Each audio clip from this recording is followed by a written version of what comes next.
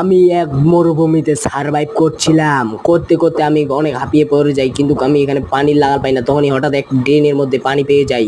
এই ড্রেনটি দিয়েই এখন আমাকে অনেক সমুদ্রের মধ্যে যেতে হবে, যেখানে আমাকে এখন গোসল করতে হবে। আমার দেহ থেকে অত্যন্ত গন্ধ বের হচ্ছিল, যার কারণে আমার দেহ থেকে অত্যন্ত পরিমাণ ঘাটা হচ্ছিল। তাই আমি এই সমতলের ঝর্ণা দিয়েই এখন আমাকে এই আরও এগিয়ে যেতে হবে এবং সার্ভাইভার জীবন টিকিয়ে রাখতে হবে।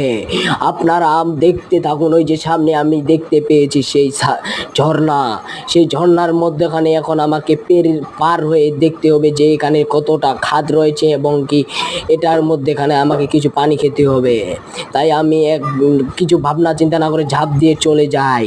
চলে গিয়ে এখান থেকে এখন কিছু পানি খাওয়ার চেষ্টা করি, না, এই পানিটা অত্যন্ত ময়লা, যার কারণে আমি এটা এখন খাবো না। এটা পরবর্তী ভিডিওতে পাবেন। এখন একটা লাইক করা যাবে।